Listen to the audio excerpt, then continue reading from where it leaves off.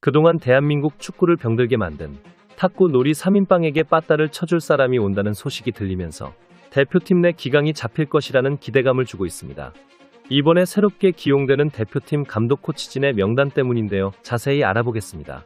클린스만 감독 해임 이후 축구협회는 국내파 감독을 염두에 두고 있다고 말했습니다. 이는 현직 K리그 감독을 염두에 둔 것이라는 의심을 낳았고 비판이 쏟아졌습니다. 클린스만이 망쳐놓은 팀을 발빠르게 K리그 감독으로 대체하려는 축구협회의 움직임은 K리그 팬들을 분노하게 만들었고 울산 팬들이 축구회관 앞에 트럭 시위를 하는 등 분노가 폭발했습니다.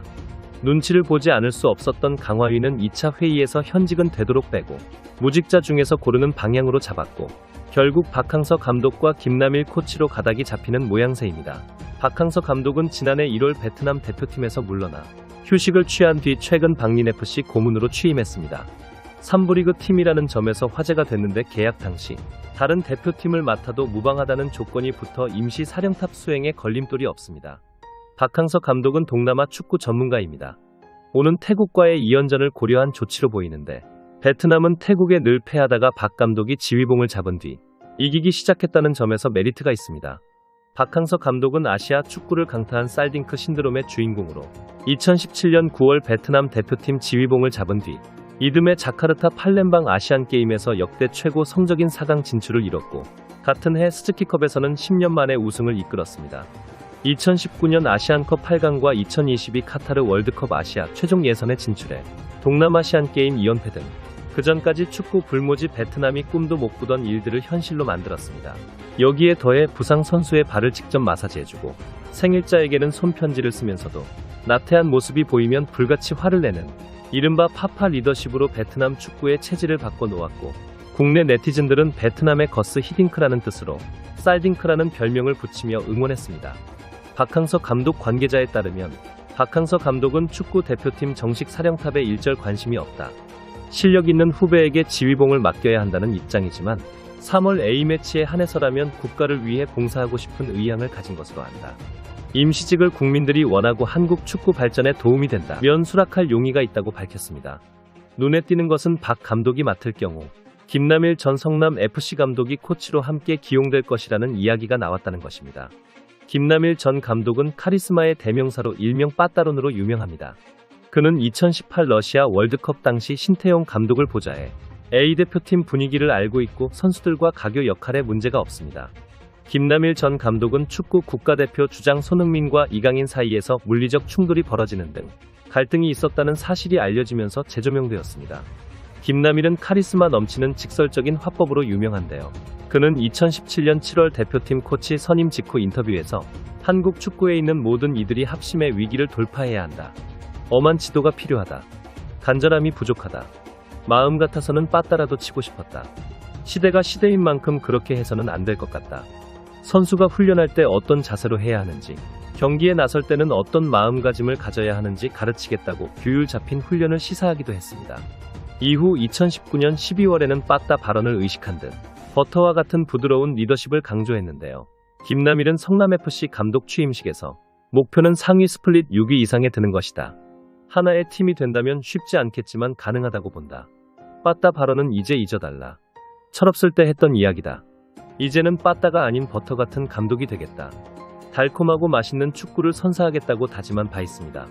과거 김남일의 인터뷰 내용은 최근 손흥민과 이강인의 불화설과 함께 클린스만 감독의 리더십 논란이 불거지면서 온라인상에서 화제되고 있습니다.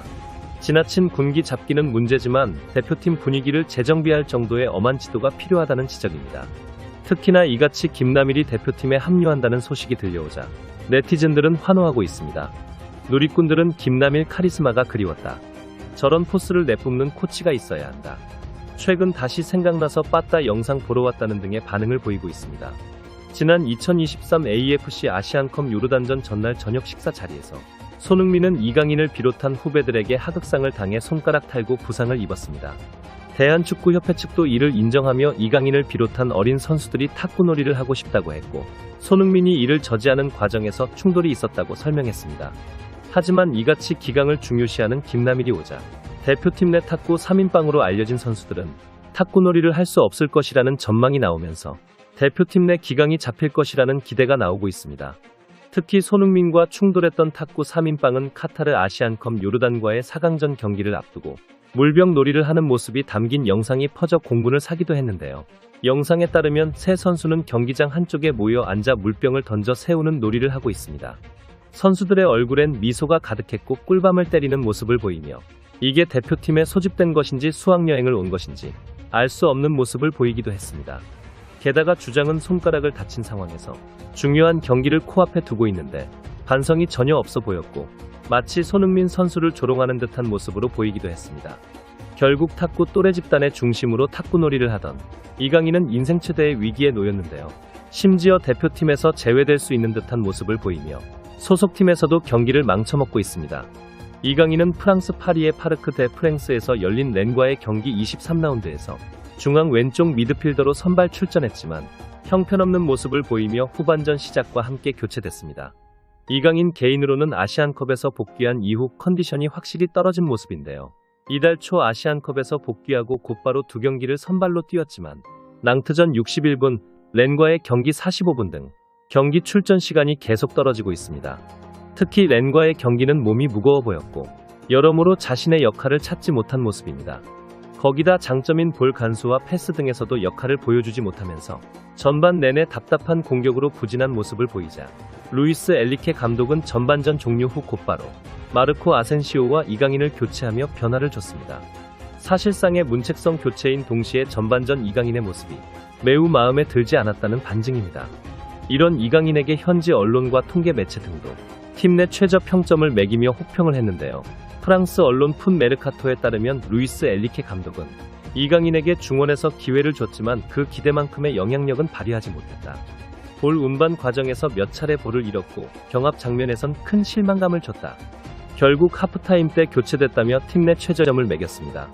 PSG는 공식전 5연승 행진은 끝났지만 무패 기록을 이어가며 여전히 압도적 리그 1위로 순항 중입니다. 반대로 이강인 없이도 좋은 결과를 냈고 스쿼드가 탄탄한 PSG인 만큼 부진이 길어진다면 단단했던 팀 내 입지도 흔들릴 수 있습니다.